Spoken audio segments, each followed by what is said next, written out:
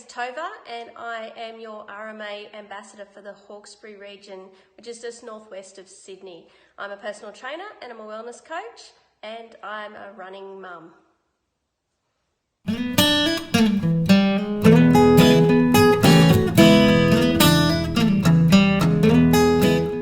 So how I started running, when I was younger I was an endurance rider on horseback, so all around Australia, all around the world, we would go off and do 80 to 160 kilometres most weekends, up and down hills in the Australian bush, and when the terrain got quite tough, we would jump off and we'd run or walk beside our horses to save their legs. Then after I had my son, I was working in a gym, and one of the other personal trainers said to a mutual client, "Oh, no, you can't get fit for running by doing just, spin classes and gym and running and cross-training all the time." And I thought, oh, that's a bit mean because she loves her spin classes. So I jumped off my spin bike and I entered a 20-kilometre trail run at Katoomba that weekend, having never really run or not run much for many, many years. And I did the Narrow Neck night run as my first ever run, first time I'd ever run. I'd been for a walk around the block a few times before that, and I'd done my horse endurance riding years earlier, but I loved it. I thought it was great fun, and there was some really nice people, and that was my introduction, and that's how I started. Obviously from there I decided to get a little bit more sensible and actually start doing more running and training, and it was just like an extension of what I'd done when I was younger, more time in the Australian bush with lovely people. I loved it.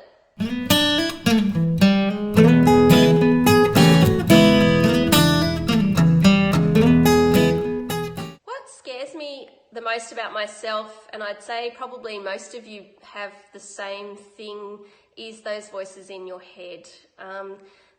I know that I'm a really capable woman and I can do things, I've done a lot of things that I never thought I could do, and a lot of things that nobody else has ever done, but I still have those voices in my head, that self-doubt and those things telling me you're not good enough, you're not pretty enough, you're not fit enough, you're not strong enough, you're not fast enough.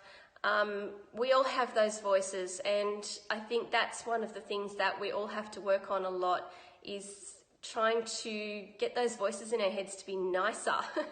And I think that's what worries me, is that sometimes I feel like those voices can really bring me down. So that's something I'm working on at the moment, and I'm sure I'm not alone there.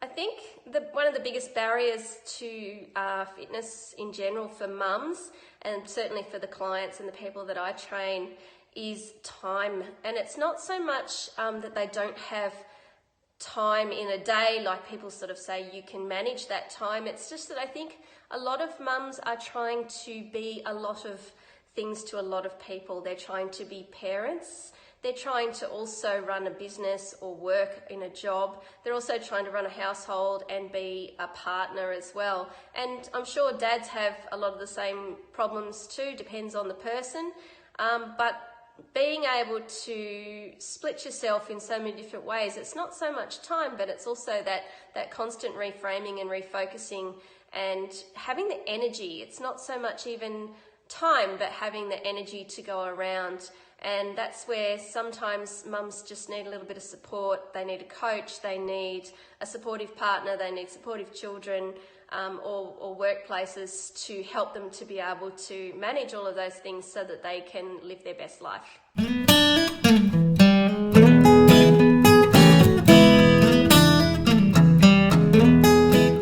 Running has given me so many memorable moments. I mean, you'll never ever forget your first half marathon, or your first 100k, or your first marathon, or meeting beautiful people, spectacular landscapes. I suppose probably one of the most memorable runs for me was one that I did that was really hard for me, and I learned a lot. It was very humid and very hot and very slippery. In the first 6Ks I had a fall and landed in the creek on my back like a turtle. And then I had to climb big hills and I had to chase cut-offs in the heat along those really hot power line trails.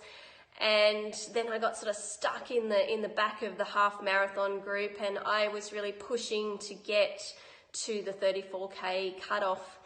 And I had a really hard morning. It was hard mentally for me. I'd probably had at that point, I was a bit overtrained. I was probably a little bit overcooked, and I was starting to get fatigued, and mentally I was not there. And once I got through that 34K checkpoint and I'd made it by like 7 minutes, another big climb through a waterfall, and I stopped and had a little cry on a rock, and then I was like, right, now I can enjoy myself. And the last 21 Ks of that race, I just loved it. I had a fantastic time. I had a nice chat to some people out there, and I finished the run in really, really good time for me.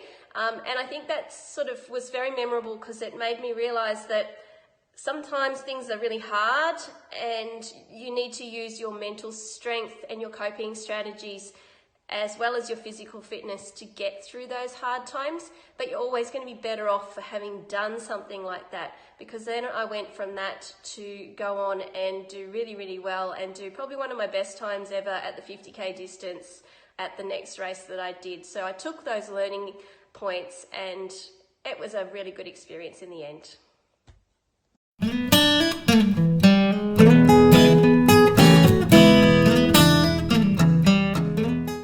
One of the things that I would really love for my son and for other kids to see when they see me run is that sometimes we do things that are hard and that take a lot of effort and energy and mental strength, grit, and that they sort of hurt while you're doing them, and then once you've done them, you feel amazing and it's good.